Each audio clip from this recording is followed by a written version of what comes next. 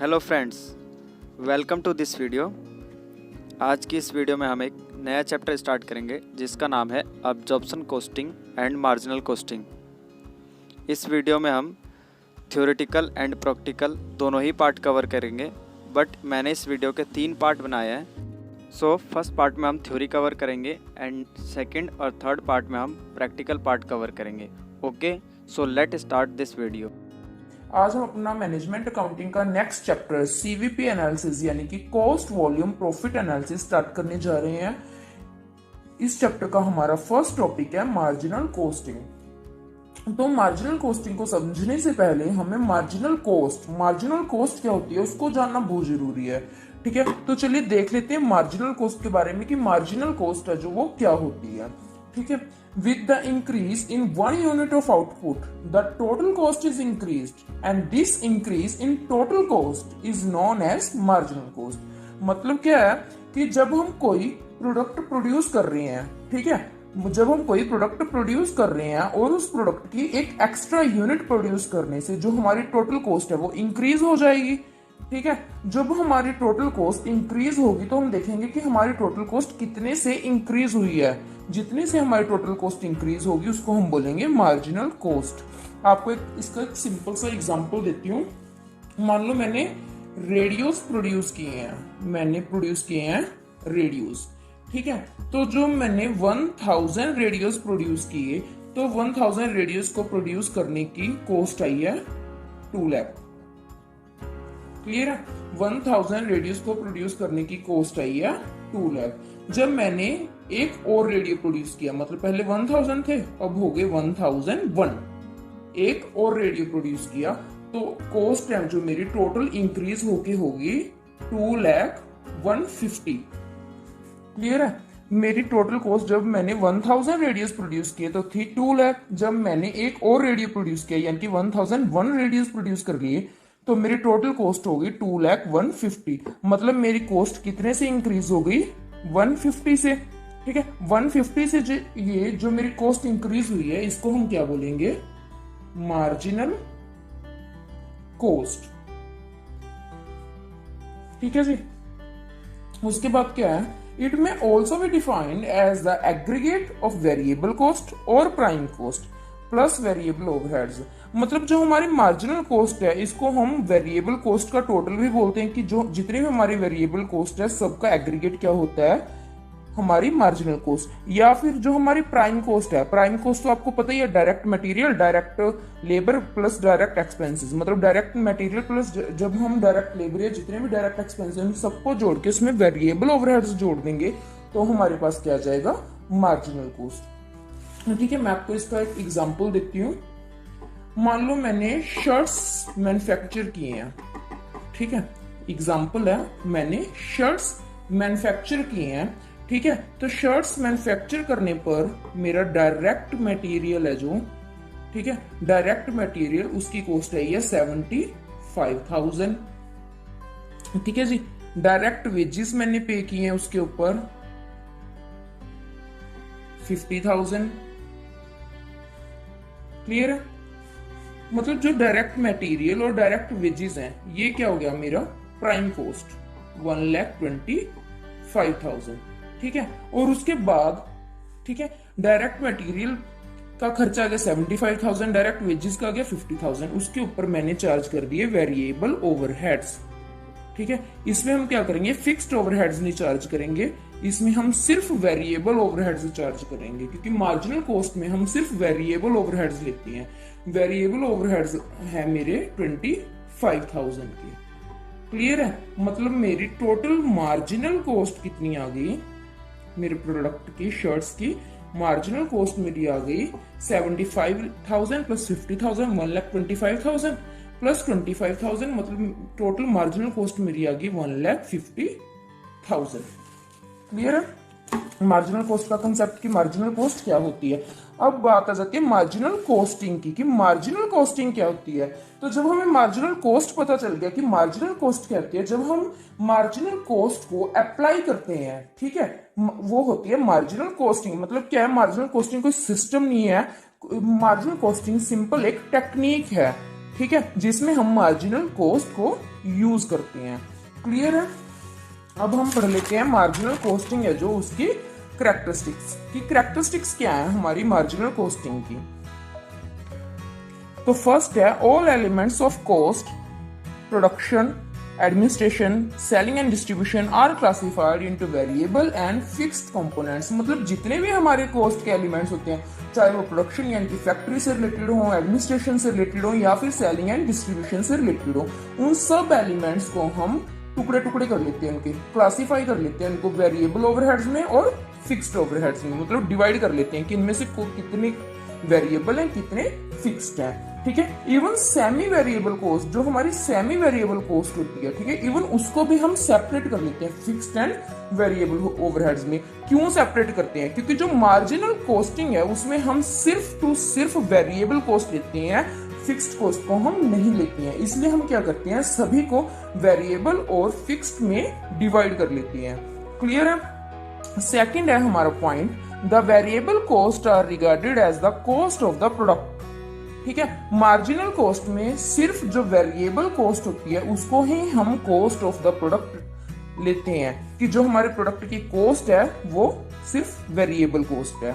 Next है हमारा third point, fixed cost are treated as period cost and are charge to profit and loss account. ठीक है, मतलब दो टाइप की कॉस्ट होती है, एक वेरिएबल होगी और एक फिक्स्ड होगी। ठीक है, वेरिएबल कॉस्ट को हमने क्या किया, कॉस्ट ऑफ द प्रोडक्ट मान लिया, पर जो हमारी फिक्स्ड कॉस्ट है उसका क्या किया। ठीक है, फिक्स्ड कॉस्ट को हम पीरियड कॉस्ट मानते हैं, प्रोडक्ट कॉस्ट नहीं मानते। इसको हम पीरियड कॉस्ट मानते हैं, इसलिए हम इसको क्या करते हैं, प्रॉफिट एंड लॉस अकाउंट में चार्ज कर देते हैं। नेक्स्ट है हमारा fourth point, the stock of finished goods and work in progress are valued at this cost. मतलब क्या है, जब हम मार्जिनल कॉस्टिंग टेक्निक अप्लाई करते हैं तब हम जो भी हमारा फिनिश्ड गुड्स का स्टॉक है या फिर वर्क इन प्रोसेस है, जो भी है, हम क्या करेंगे, उसको उसकी वैल्यूएशन किस पे करेंगे, मार्जिनल कॉस्टिंग पे। क्लियर है? नेक्स्ट है हमारा fifth point and last point, prices are determined on the basis of marginal cost by adding distribution.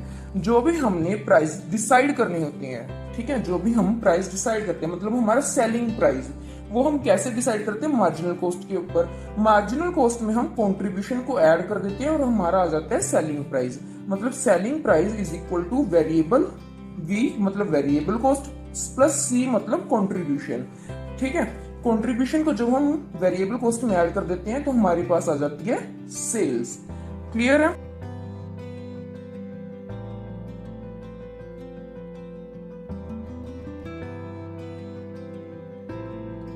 और आज का हमारा टॉपिक है एब्जॉर्प्शन कॉस्टिंग। एब्जॉर्प्शन कॉस्टिंग क्या होता है? एब्जॉर्प्शन कॉस्टिंग है जो, उसको हम फुल कॉस्टिंग भी बोलते हैं। फुल कॉस्टिंग क्यों? क्योंकि इसमें हम प्रोडक्ट की टोटल कॉस्ट लेते हैं, चाहे वो वेरिएबल कॉस्ट हो या फिर वो फिक्स्ड कॉस्ट हो, मतलब टोटल कॉस्ट लेते हैं। और हम मार्जिनल कॉस्टिंग और एब्जॉर्प्शन कॉस्टिंग का डिफरेंस भी करने जा रहे हैं। अगर आपको वीडियो अच्छी लगे तो प्लीज वीडियो को लाइक करिए, कमेंट करके बताइए वीडियो कैसी लगी और चैनल को सब्सक्राइब करना मत भूलिए। तो चलिए फर्स्ट डिफरेंस कर लेते हैं हम। Absorption costing is a total cost technique, means all cost, whether variable or fixed, are treated as product cost. Absorption costing है जो, वो total cost technique है। मतलब क्या है कि चाहे वो वेरिएबल कॉस्ट हो या फिर फिक्स्ड कॉस्ट हो, ठीक है, उन दोनों को हम प्रोडक्ट कॉस्ट मानते हैं। मतलब हम प्रोडक्ट की फुल कॉस्ट कंसीडर करते हैं वैल्यूएशन के लिए। In marginal costing only variable cost is treated as product cost. पर जो मार्जिनल कॉस्टिंग है उसमें सिर्फ हम प्रोडक्ट की वेरिएबल कॉस्ट लेते हैं। ठीक है, प्रोडक्ट की सिर्फ वेरिएबल कॉस्ट को ही प्रोडक्ट कॉस्ट मानते हैं। जो उसकी फिक्स्ड कॉस्ट होती है उसको हम प्रोडक्ट कॉस्ट नहीं मानते, उसको हम पीरियड कॉस्ट मान के प्रॉफिट एंड लॉस अकाउंट में चार्ज करते हैं। क्लियर? चलो सेकंड पॉइंट करते हैं, inventory valuation. In absorption costing stock of finished goods and work in process are valued at total cost. Clear है? मतलब क्या है कि जो एब्जॉर्प्शन कॉस्टिंग है उसमें जो फिनिश्ड गुड्स है, ठीक है, उसकी वैल्यूएशन एंड जो वर्क इन प्रोसेस है उसकी वैल्यूएशन, इन दोनों की वैल्यूएशन हम टोटल कॉस्ट पे करते हैं। पर जो मार्जिनल कॉस्टिंग है, मार्जिनल कॉस्टिंग पे हम stock of finished goods and work in process की जो इन्वेंट्री वैल्यूएशन है वो किस पे करते हैं, मार्जिनल कॉस्ट पे। ये था इसका second difference. Third difference is in absorption costing arbitrary apportionment of fix asset over the product result into over और under absorption of such cost. Third difference है कि जो एब्जॉर्प्शन कॉस्टिंग होती है इनमें इसमें क्या करते हैं, हम फुल कॉस्ट लेते हैं। फुल कॉस्ट मतलब हम इसमें फिक्स्ड कॉस्ट भी लेते हैं। जब हम फिक्स्ड कॉस्ट को अपोर्शनमेंट करते हैं, मतलब उसको प्रोपोर्शनेटली डिवाइड करते हैं, ठीक है, प्रोडक्ट के ऊपर, तो क्या हो सकता है, अंडर एब्जॉर्प्शन या फिर ओवर एब्जॉर्प्शन की प्रॉब्लम आ सकती है। पर जो मार्जिनल कॉस्टिंग है, ठीक है, वहां पर तो ऐसा कोई क्वेश्चन ही अराइज नहीं होता। क्यों? क्योंकि वहां पर तो हम फिक्स्ड कॉस्ट लेते ही नहीं है। नेक्स्ट है हमारा fourth point, in absorption costing decision making is based upon profit, ठीक है, विच इज द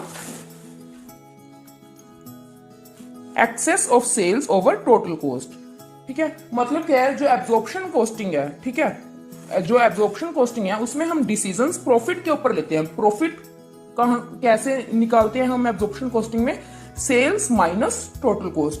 और जो मार्जिनल कॉस्टिंग है उसमें जो हमारे डिसीजंस होते हैं वो हमारे कंट्रीब्यूशन के ऊपर बेस्ड होते हैं, ठीक है। कंट्रीब्यूशन मैंने आपको बताया था मार्जिनल कॉस्टिंग की जो वीडियो थी उसमें। कंट्रीब्यूशन क्या होता है, ठीक है, सेल्स, कंट्रीब्यूशन क्या होता है, सेल्स माइनस वेरिएबल कॉस्ट, ठीक है। कंट्रीब्यूशन क्या होता है, सेल्स में से जब हम वेरिएबल कॉस्ट माइनस करते हैं तो आ जाता है हमारा कंट्रीब्यूशन। तो चलिए एक एग्जांपल कर लेते हैं। एग्जांपल से हमें अच्छी तरह से क्लियर हो जाएगा कि एब्जॉर्प्शन कॉस्टिंग और मार्जिनल कॉस्टिंग का क्या इफेक्ट पड़ता है किसी बिजनेस के ऊपर, उसकी जो सेल्स वैल्यूएशन है उसमें क्या इफेक्ट पड़ता है, ठीक है। मैंने की एग्जांपल ये देखिए, ये है एब्जॉर्प्शन कॉस्टिंग और ये मार्जिनल कॉस्टिंग, ठीक है। मान लीजिए कि इस प्रोडक्ट की जो सेल्स है, एब्जॉर्प्शन कॉस्टिंग के अंडर भी वो प्रोडक्ट 15,000 की सेल्स है इसकी, और मार्जिनल कॉस्टिंग के अंडर भी 15,000 है, ठीक है। तो हम सेल्स में से क्या लेस कर देते हैं, जितने भी हमारे एक्सपेंसेस हैं, ठीक है, मतलब कॉस्ट ऑफ सेल्स हम माइनस कर देंगे। कॉस्ट ऑफ सेल्स में सबसे पहले हमारी आ जाएगी prime cost, direct material and direct labour, ठीक है। डायरेक्ट मटेरियल और जो डायरेक्ट लेबर है वो हम एब्जॉर्प्शन कॉस्टिंग में भी लेंगे और मार्जिनल कॉस्टिंग में भी लेंगे। मतलब डायरेक्ट मटेरियल है हमारा 3500 का एब्जॉर्प्शन कॉस्टिंग में, सेम हमने लिया मार्जिनल कॉस्टिंग में। डायरेक्ट लेबर है हमारी एब्जॉर्प्शन कॉस्टिंग में 5000, सेम मार्जिनल कॉस्टिंग में। क्लियर है। उसके बाद आ गए हमारे ओवरहेड्स, ठीक है। वेरिएबल ओवरहेड्स हैं जो, ठीक है, वो थे हमारे 1500 के, मार्जिनल कॉस्टिंग में भी ले लेंगे हम। क्लियर है जी। उसके बाद आ गए फिक्स्ड ओवरहेड। जो फिक्स्ड ओवरहेड्स है इसका मतलब क्या होता है, फिक्स्ड कॉस्ट, ठीक है। फिक्स्ड कॉस्ट अब हम मार्जिनल कॉस्टिंग में तो नहीं लेंगे, ठीक है, क्योंकि मार्जिनल कॉस्टिंग में हम सिर्फ वेरिएबल कॉस्ट लेते हैं। हम क्या करेंगे, जो फिक्स्ड ओवरहेड है वो एब्जॉर्प्शन कॉस्टिंग में लिख लेंगे। क्लियर है। तो अब हम क्या करेंगे, अपने जितने भी एक्सपेंसेस हैं इन सबका टोटल करेंगे, ठीक है। इन सबका टोटल किया जब हमने एक्सपेंसेस का एब्जॉर्प्शन कॉस्टिंग के अंडर, तो आ गया 11,500, और मार्जिनल कॉस्टिंग के अंडर जब हमने सारे एक्सपेंसेस का टोटल किया तो आ गया 10,000। क्लियर है। अब जब हम सेल्स में से टोटल कॉस्ट माइनस करेंगे, ठीक है, एब्जॉर्प्शन कॉस्टिंग के अंदर, तो हमारा प्रॉफिट आ जाएगा 3500। अब और जब हम मार्जिनल कॉस्टिंग के 15,000 में से टोटल कॉस्ट माइनस करेंगे 10,000 तो हमारा प्रॉफिट आ जाएगा 5,000। क्लियर है जी। आई होप आप सबको अच्छी तरह से क्लियर हो गया होगा कि जो एब्जॉर्प्शन कॉस्टिंग है, मार्जिनल कॉस्टिंग है, उनका डिफरेंस क्या होता है, उनका एग्जांपल अच्छी तरह से समझा हो गया होगा। Thanks for watching guys. Practical part अब हम नेक्स्ट वीडियो में कवर करेंगे, so subscribe and like and share.